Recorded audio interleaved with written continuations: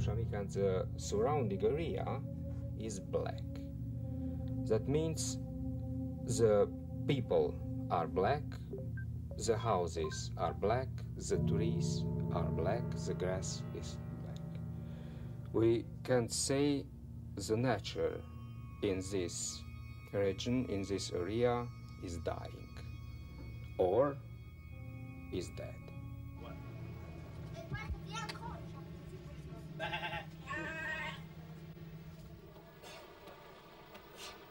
The filth that covers this central Romanian town called Copsa Mica and its 6,000 people is caused by just two factories.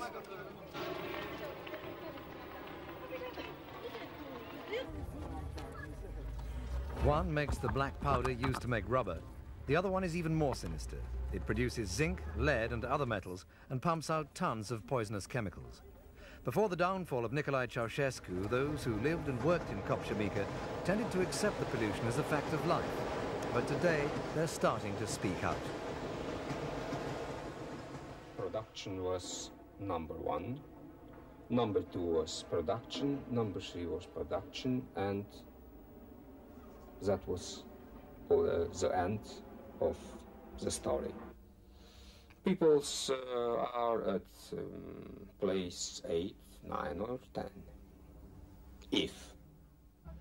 If anywhere at all.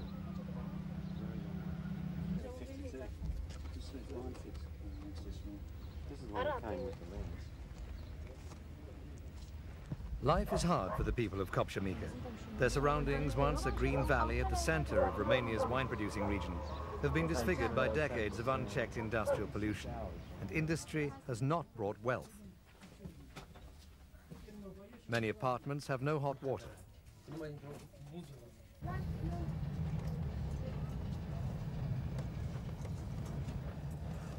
And many of the older houses, like this one, have no indoor plumbing.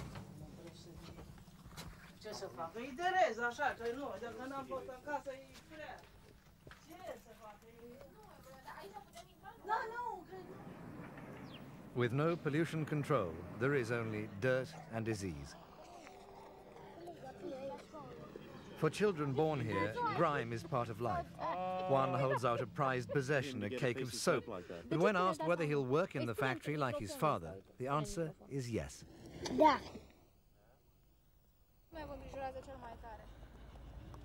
This man says the lead worries him most, but he can't afford to leave.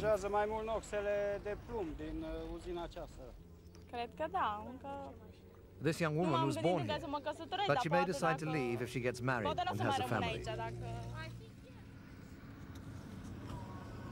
What's that from?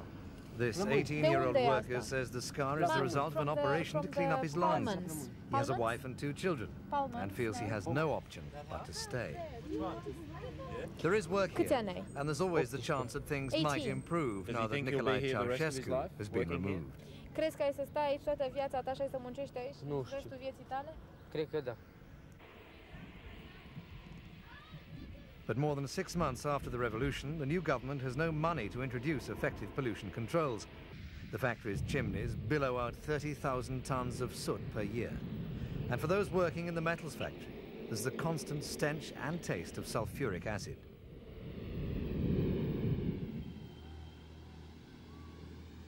In the occupational health clinic, the numbers of casualties keep growing. More than half of those who work in the metals factory have above normal levels of lead in their blood.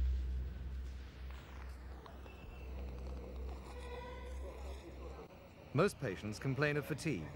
Common symptoms of lead poisoning are anemia and nervous disorders.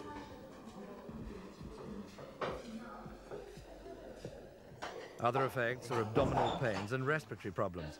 But the long-term effects are unknown because workers disappear from the clinic's charts after retirement at 50.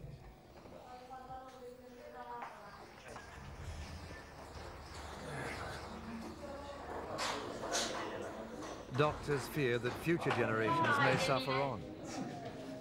Even if the pollution was stopped today, tomorrow's children could still suffer genetic damage. But no one knows, since comprehensive studies are non-existent. And for the moment, there are more immediate problems. This man is pleading for some ointment unavailable here to treat his son's skin allergy. Not much has changed since the revolution, but things may change now. I think it was enough. It was too much.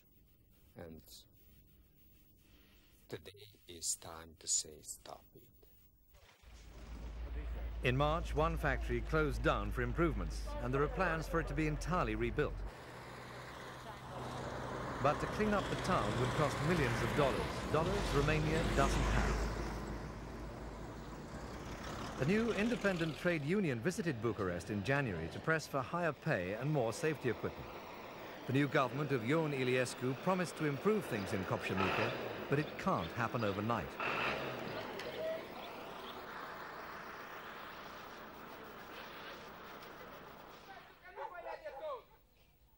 For this woman and her generation, it's all too late.